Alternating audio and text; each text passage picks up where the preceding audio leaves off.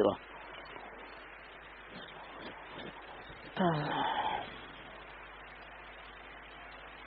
تب سے لے کر آج تک ہمارے علماء، فقہاء، محدثین، مفسرین، اولیاء کرام، مشائخ اعظام مستقل ختم نبوت کو اپنے ہاں ایک موضوع بنا کر رکھتے ہیں. ادھر کچھ عرصے سے تساہل ہوا تو یہ جو نئی نسل ہے اس کے سامنے کچھ بھی نہیں ہے. ورنہ انگریزوں کا زمانہ تھا، حضرت عطا اللہ شاہ بخاری رحمۃ اللہ علیہ کی تقریر تھی، اور معلوم سب کو تھا کہ جب عطا اللہ شاہ بخاری تقریر کریں گے تو وہاں لوگوں کا وہ مزاج بنے گا کہ وہ پھر چھوٹے نہیں چھوٹتا. حضرت کو اللہ نے ایک عجیب ملکہ دیا تھا بات کو سمجھانے کا، اور جب بیان فرماتے تو وہ جو ایک شعر ہے نا، دیکھنا تقریر کی لذت کہ جو اس نے کہا، دیکھنا تقریر کی لذت کہ جو اس نے کہا، میں نے یہ جانا کہ گویا یہ بھی میرے دل میں ہے. عشاء کے بعد بیان شروع کرتے اور فجر ہو جاتی، لوگوں کو پتہ نہیں چلتا. ایک دفعہ بیان فرماتے فرماتے کہنے لگے، لوگوں، حضور صلی اللہ تعالی علیہ وسلم کی ختم نبوت پر ڈاکہ ڈالا جا رہا ہے. تم سے امی عائشہ پوچھتی ہیں. یوں جو کیا تو سارے مجمع کا شکل اتر ہو گیا. عجیب بیان.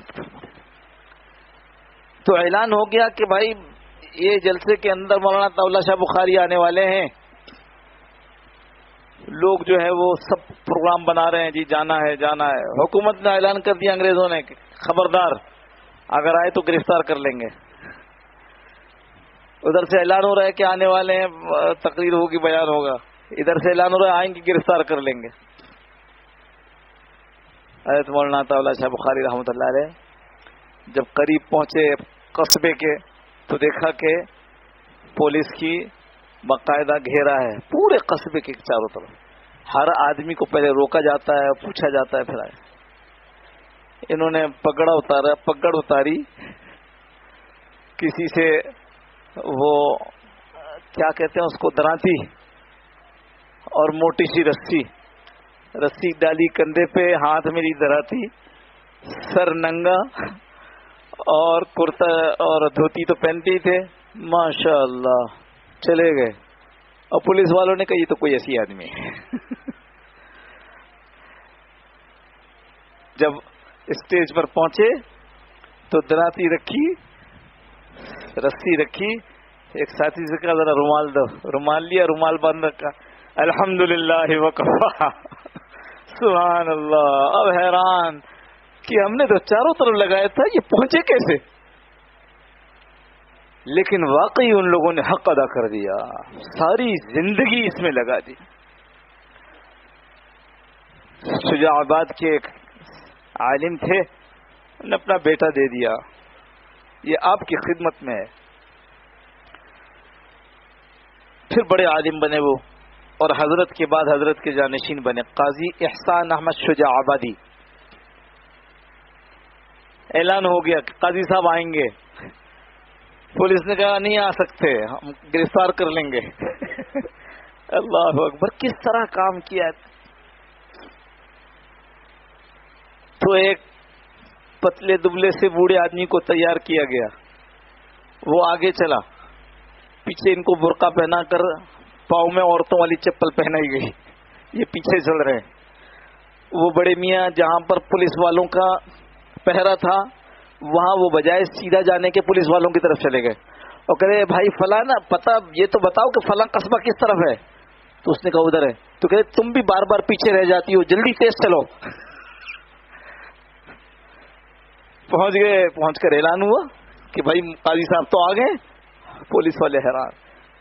وہ جگہ کو گھیر لیا. قاضی صاحب جب اترے بیان فرما کر تو ان کو گرفتار کرنے کے لیے آگے بڑھے.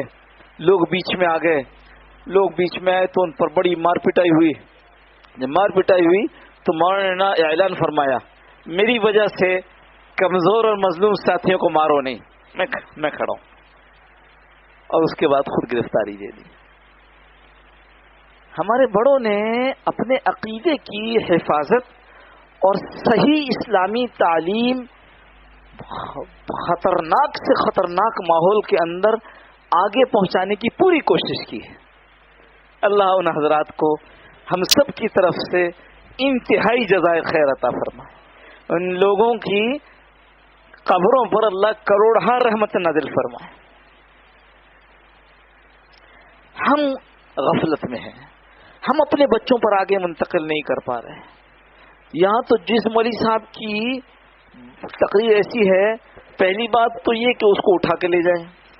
دوسری بات یہ کہ اگر اٹھا کے نہ لے جائیں تو اس کی تقریر کا کوئی حصہ نہ اخبار میں نہ الیکٹرانک میڈیا میں آ رہا ہے.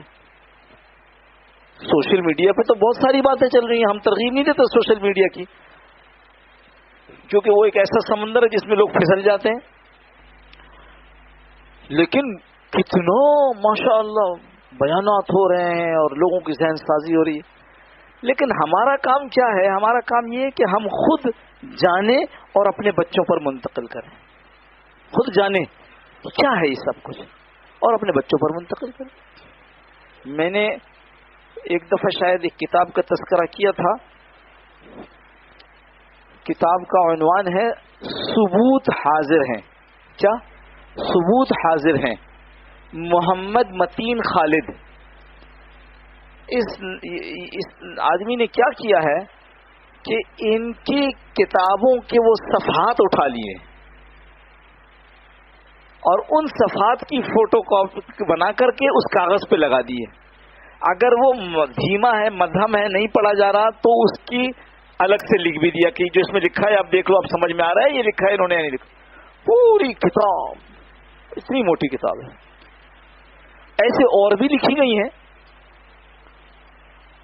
تو پہلے تو ہم جانیں کہ کس کس طریقے سے انہوں نے وار کیے ہیں ہمارے اوپر.